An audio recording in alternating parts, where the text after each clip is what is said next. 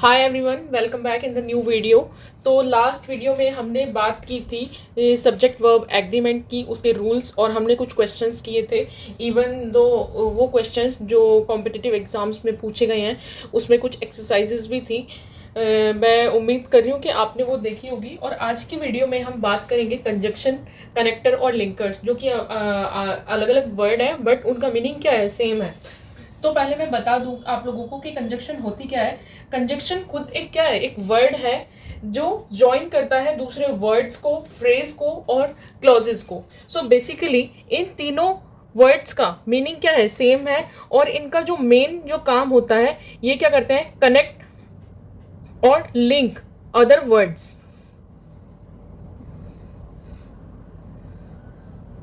Phrases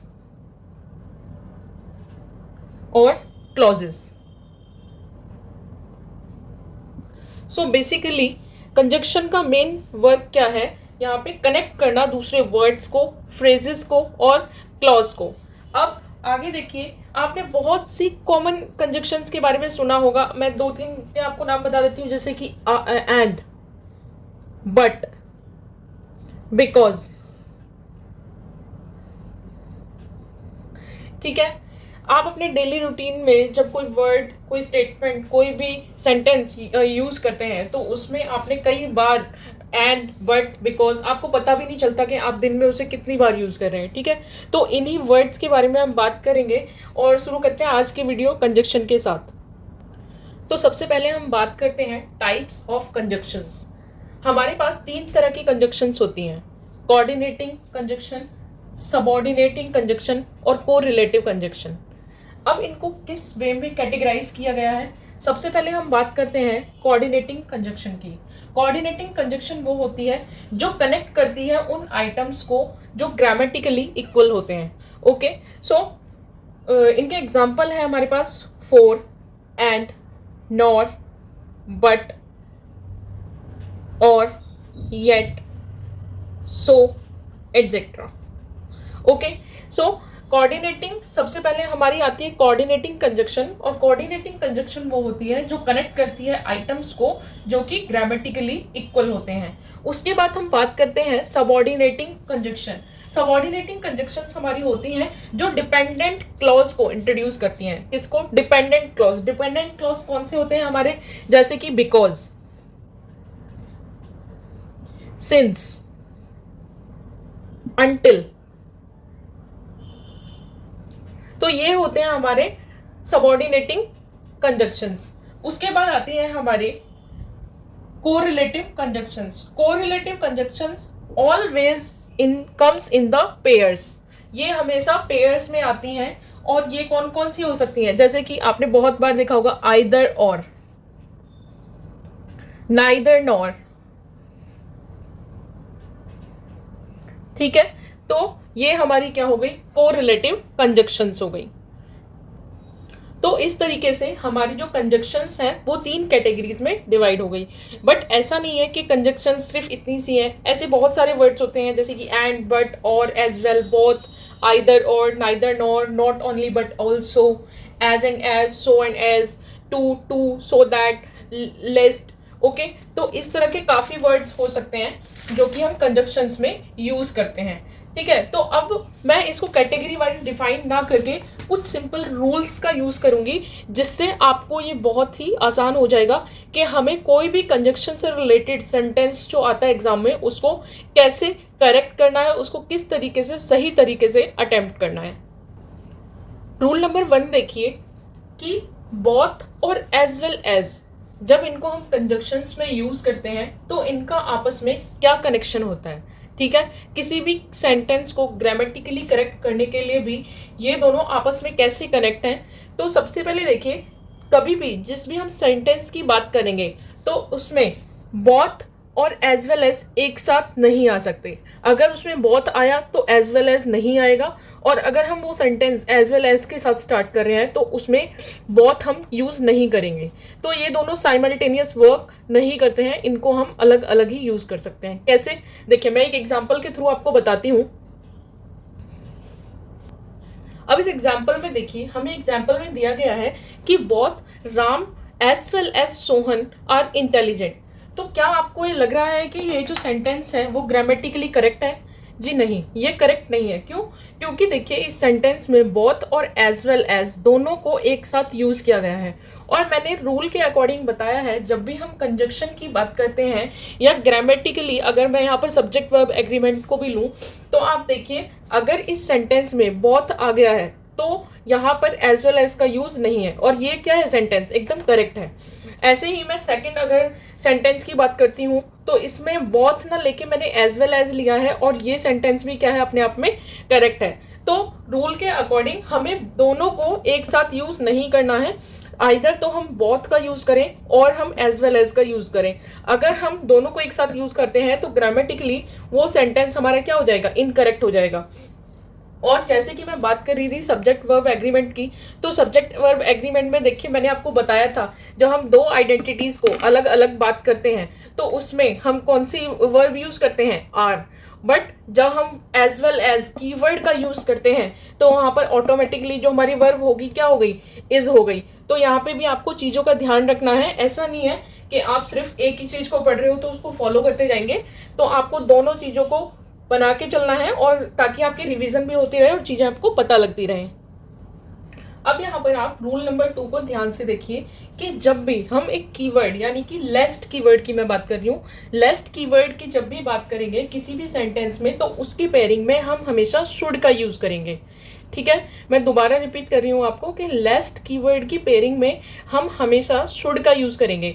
मैंने उसके लिए देखिए दो एग्जांपल्स यहाँ पे लिए हैं, क्योंकि पहली बात तो देखिए ये है कि जो लेस्ट है अपने आप में ही एक नेगेटिव सेंस क्रिएट करता है। ठीक है, तो जब भी ये नेगेटिव सेंस क्रिएट करता है तो इसके लिए हमें काम को पॉजिटिव बनाने के लिए किसका यूज करना है, शुड का।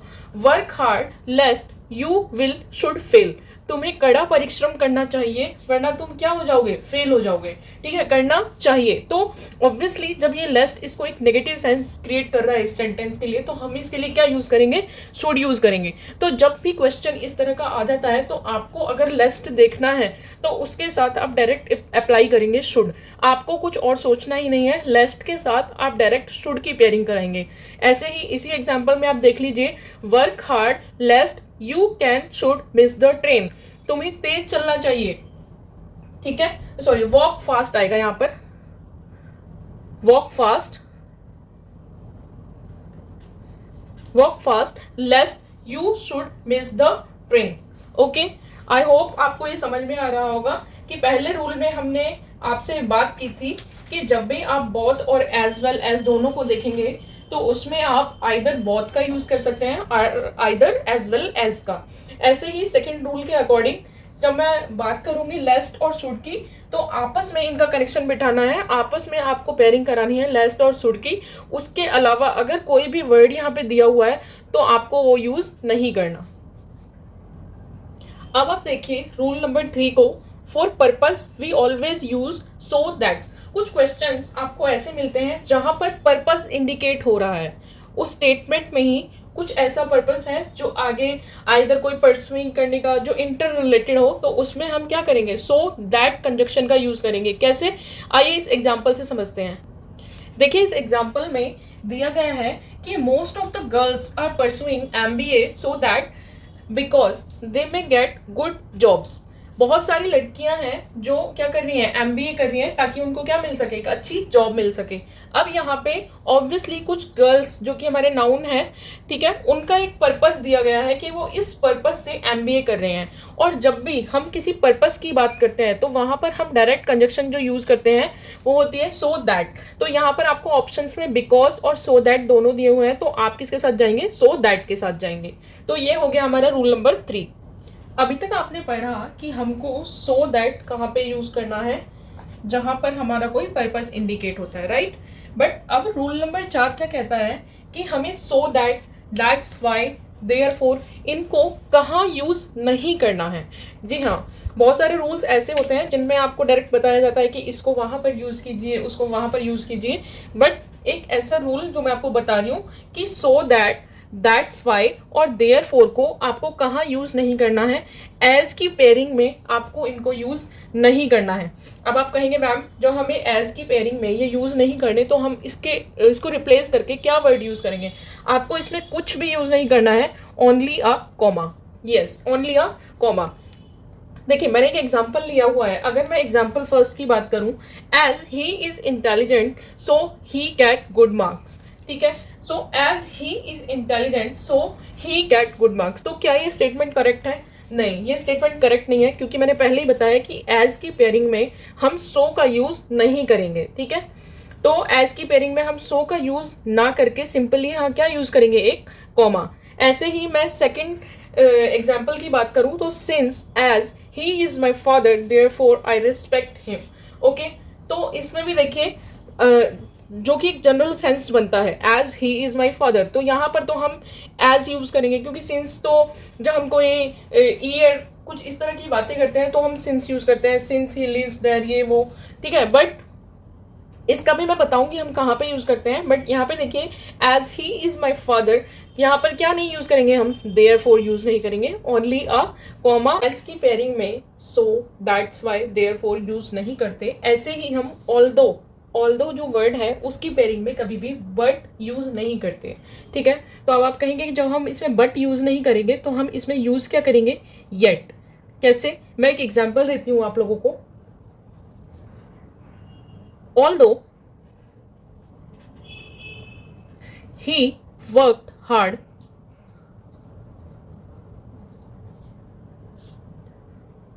but yet he failed। और ये जो मैंने एग्जाम्पल लिया है ये प्रीवियस ईयर सीजीएल में पूछा भी गया था। ठीक है, मैंने प्रीवियस ईयर्स के ही ये एग्जाम्पल्स लिए हैं जो बीच बीच में मैं लेके आ रही हूँ, जो रूल से रिलेट कर रहे हैं डायरेक्टली। ठीक है, तो ऑल्दो की पेयरिंग में हम कभी भी क्या यूज़ नहीं करेंगे, but in respect of but हम यूज़ करेंगे यहाँ पे येट। तो जैसे कि एग्जाम्पल में दिया हुआ है, although he worked hard but yet he failed, तो हमें अगर रूल सीधा सीधा याद रहता है तो हम यहाँ पर क्या टिक करेंगे, येट। ओके, तो ये तो था हमारा रूल नंबर 5। आगे चलिए बात करते हैं रूल नंबर 6 की। रूल नंबर 6 डिस्कस करने से पहले आप लोग यहाँ पे देखिए कि मैंने जनरली 2 एग्जाम्पल लिए हैं यहाँ पे। He works from 9 AM to 5 PM and he works between 9 AM and 5 PM। तो आप मुझे बताइए कि इन दोनों में से ग्रामेटिकली कौन सा जो सेंटेंस है वो करेक्ट है। इन दोनों सेंटेंस में ये दोनों ही सेंटेंस क्या है, करेक्ट है, क्योंकि जब हम टाइमिंग की बात करते हैं तो हम हमेशा फ्रॉम की पेयरिंग में यूज़ करते हैं टू और बिटवीन की पेयरिंग में यूज़ करते हैं एंड। तो इसलिए ये जो दोनों क्वेश्चंस हैं आपस में क्या है, ये करेक्ट है। ठीक है, और ये भी प्रीवियस ईयर क्वेश्चंस में से ही लिए गए हैं। अब देखिए ईदर और के केस में हम क्या करते हैं, कोई भी स्टेटमेंट जो ईदर से शुरू हो रही है, ठीक है, तो उसको हम यहाँ पे यूज़ ना करके ऑलवेज वर्ब के बाद यूज़ करेंगे। ठीक है, तो ये स्टेटमेंट यहाँ पे क्या बन जाएगी, ही इज़ ईदर इंटेलिजेंट और hard working.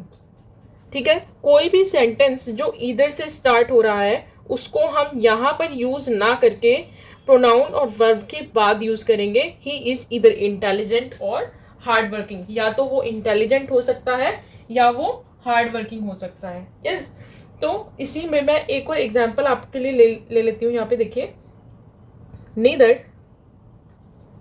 C is honest nor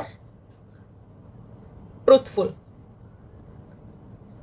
अब इस एग्जाम्पल में आप बताइए कि नीदर को मैं कहाँ पे यूज करूंगी। ऑब्वियसली सी इज के बाद मैं इसको यूज करूंगी, तो ये स्टेटमेंट हमारी कैसे करेक्ट होगी, she is neither honest nor truthful. Okay, ना तो वो ईमानदार है और ना ही वो सच्ची है। कुछ क्वेश्चंस ऐसे भी हैं जिनमें आपको कोई रूल ना फॉलो करके अपना ही सिक्स सेंस यूज़ करना पड़ेगा। जैसे कि मैं इसमें सिंपली एग्जाम्पल ले लेती हूँ। यहाँ पे देखिए, मैं एक ही एग्जाम्पल लूँगी यहाँ पे, it is the same book, it is the same book this I wanted. Okay, मैं सेम ही एग्जाम्पल को रिपीट कर रही हूँ, it is the same book dash के बाद से मैं यहाँ पर वर्ड्स को चेंज कर रही हूँ, ठीक है। तो आप देखिए एग्जाम्पल नंबर 1 और एग्जाम्पल नंबर 2 में it is the same book I wanted, ठीक है। तो इसमें अगर आपका सिक्स सेंस यूज़ करेंगे आप, तो आप इसमें क्या फिल करेंगे, दैट, राइट। तो इसमें जो करेक्ट स्टेटमेंट जो इसकी बनेगी, ये वही बुक है जो मैं चाहती थी, ठीक है। उसको वही बुक एक्सपेक्ट की उसने जो वो पहले चाहती थी, ठीक है। और अगर मैं सेकंड एग्जाम्पल की बात करूं तो it is the same book, जैसी तुम्हारी है ये तो ऐसी ही बुक है। तो इसका मतलब यहाँ पे आप दैट तो यूज़ कर नहीं सकते, ग्रामेटिकली देखा जाए तो वो सेंटेंस क्या हो जाएगा, इनकरेक्ट हो जाएगा। तो यहाँ पे अगर आप यूज़ करेंगे एज हम इसीलिए तो यूज़ करते हैं, जैसी कि तुम्हारी थी, same as yours, okay. So it is the same book as yours. तो यहाँ पर ये जो दोनों ही जो स्टेटमेंट है, दोनों ही आपस में क्या है, करेक्ट है। कुछ यहाँ पर हमें एग्जाम्पल लेते हैं कंपैरिजन वर्ड से रिलेटेड। कंपैरिजन मतलब आप कोई भी दो आइडेंटिटीज हैं, कोई भी दो लोग होंगे वहाँ पे, आप उनमें क्या कर रहे हैं, डिफ्रेंशिएट कर रहे हैं, उनमें कंपैरिजन कर रहे हैं, ठीक है। तो इस एग्जाम्पल को आप देखिए, he is so wiser as his brother. But grammatically अगर देखा जाए तो ये जो सेंटेंस है ये क्या है, इनकरेक्ट है। तो जब भी हम कंपैरिजन करेंगे और यहाँ पर आप देख रहे हैं एज यूज़ हो रहा है, तो यहाँ पर जो सो है वो भी यूज़ नहीं होगा, यहाँ पर क्या यूज़ होगा, एज। और जब भी हम इन दोनों भाई बहनों का या फिर भाई भाई जो भी है ये, इनका कंपैरिजन हम करेंगे तो यहाँ पर हम वाइजर यूज़ नहीं करेंगे, क्या यूज़ करेंगे, वाइज। क्यों, he is as wise as his brother, okay. तो वो उतना ही बुद्धिमान है जितना कि उसका भाई। ऐसे ही अगर मैं यहाँ पर एक एग्जांपल ले लूँ, she is as healthy as his sister, okay. तो वो भी क्या होगा, अपने आप में करेक्ट ही एग्जाम्पल होगा। तो इस तरह के क्वेश्चंस में जब भी आप कंपैरिजन वर्ड्स देख रहे हैं और यहाँ पर आप देख रहे हैं एज यूज हो रहा है, तो यहाँ पर जो भी आपको वर्ड दिया हुआ है उसको आप चेंज करके, ठीक है, जो कंजक्शन यहाँ पे दी हुई है उसको आप चेंज करके यूज करेंगे एज, और कंपैरेटिव डिग्री को हटाकर आप उसमें क्या यूज करेंगे, सिंपल वाइज। आया समझ में। अब आप यहाँ पे देखिए, जो मैंने एक एग्जाम्पल लिया है यहाँ पर, ये Neha is equally as good as Priya. देखिए ऊपर के एग्जाम्पल से अगर हम रिलेट करें तो यहाँ पर बाकी सभी चीज़ें वैसी ही हैं जैसे मैंने करेक्ट करके दिखाई थी कंपैरिजन वर्ड्स के रूल के अकॉर्डिंग, ठीक है। बट अब आप यहाँ पर कहेंगे कि इक्वली जो यहाँ पे आया है वो एक एक्स्ट्रा वर्ड है, तो क्या ये सच में एक्स्ट्रा वर्ड है? जी हाँ, ये सुपरफ्लुअस है, इसको हम यूज़ यहाँ पे नहीं करेंगे, ठीक है। तो ये सेंटेंस उतने में भी करेक्ट है कि Neha is as good as Priya, ठीक है। जब हम यहाँ पर इक्वली यूज़ करेंगे तो यहाँ पर अपने आप में क्या हो जाएगा, सुपरफ्लुअस, इसको यूज़ करने की कोई भी ज़रूरत नहीं है। आई होप आप लोगों को ये समझ में आया होगा। अब आप कंजक्शन में देखिए, मैं आपके साथ कंजक्शन का जो सबसे इंपॉर्टेंट रूल है वो डिस्कस करने वाली हूँ, ठीक है। तो हार्डली व्हेन, स्कार्सली व्हेन और नो सूनर देन, जब भी हम हार्डली की पेयरिंग करेंगे किसी भी सेंटेंस में, और ये मोस्ट ऑफ द केसेस में पूछा गया है हार्डली, स्कार्सली और नो सूनर, ठीक है। तो जब हम इनकी बात करेंगे तो इसमें हम हार्डली की पेयरिंग में यूज़ करेंगे व्हेन, स्कार्सली की पेयरिंग में भी यूज़ करेंगे व्हेन, और नो सूनर की पेयरिंग में हम हमेशा यूज़ करेंगे देन, ठीक है। इनको यूज़ क्यों करते हैं? फर्स्ट ऑफ ऑल ये हम यूज़ करते हैं साइमल्टेनियस एक्शन के लिए, और when two actions taking place at the same instance, so that at that time we use hardly, scarcely and no sooner, and with the pairing of hardly we use when, scarcely when, no sooner than. How? Let's take an example. इसी rule का सबसे important note ये है कि जब भी आप helping verb use करेंगे, हार्डली, स्कार्सली और नो सूनर के केस में जब भी आप हेल्पिंग वर्ब यूज़ करेंगे तो उसको कहाँ पे यूज़ करेंगे? Before the subject, okay. Before the subject you will always use the helping verb, ठीक है। अब हमारे पास देखिए एक एग्जाम्पल यहाँ पे दिया हुआ है, hardly I stepped out then it started raining, ठीक है। तो क्या आप मुझे सबसे पहले ये बताइए, जो हमने नोट लिखा है इसका इस सेंटेंस में क्या यूज़ है कि helping verb use before the subject. अब यहाँ पे हमारा सब्जेक्ट कहाँ है, ठीक है। तो ये रहा हमारा सब्जेक्ट और यहाँ से पहले ही हम इसको यूज़ करेंगे, तो इसका मतलब ये करेक्ट यहाँ पर ना होकर हेड कहाँ पे आएगा, यहाँ पे, ठीक है। सो hardly had I stepped out, उसके बाद हमने पढ़ा था कि हम हार्डली के पेयरिंग में क्या यूज़ करते हैं, व्हेन। तो यहाँ पर जो देन है आप इसको भी चेंज करेंगे और यहाँ पर क्या यूज़ करेंगे, व्हेन। तो अब हमारा जो सेंटेंस बनेगा, जो करेक्ट सेंटेंस बनेगा वो कैसे बनेगा, hardly had I stepped out when it started raining, Okay, I hope you get this point. Now let's take an another example. अब आप यहाँ पे देखिए, जो आपने नेक्स्ट एग्जाम्पल यहाँ पे लिया है हमने, scarcely she had reach the office she got news of your arrival. तो सबसे पहले जो हमने नोट पढ़ा था कि हम हेल्पिंग वर्ब को कहाँ पे यूज़ करेंगे, जस्ट बिफोर द सब्जेक्ट। तो यहाँ पर स्कार्सली हैड कहाँ आ जाएगा, हमारा यहाँ पर आ जाएगा, ठीक है। तो जो हमारा इस स्टेटमेंट को क्या करेगा, करेक्ट करेगा। Scarcely had she reach the office then she got the news of your arrival. तो आप ये बताइए, स्कार्सली के पेयरिंग में हम क्या यूज़ कर रहे थे, व्हेन। तो अब देन को हटाकर हम क्या यूज़ करेंगे यहाँ पर, व्हेन।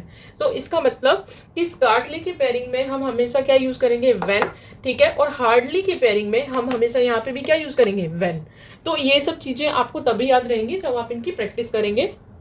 कंजक्शन का हम यहाँ पर लास्ट जो केस है वो डिस्कस कर रहे हैं, ठीक है, last but not the least. तो इस केस में देखिए, आपको दो एग्जाम्पल्स दिए हुए हैं। पहला एग्जाम्पल देखिए, when I will go Mumbai I will meet you, ठीक है। आप इस केस में देखेंगे तो इसमें भी दो साइमल्टेनियस एक्शन हो रहे हैं। और अगर आप दूसरा एग्जाम्पल देखेंगे, I will tell you as soon as he will come, ठीक है, as soon as he will come.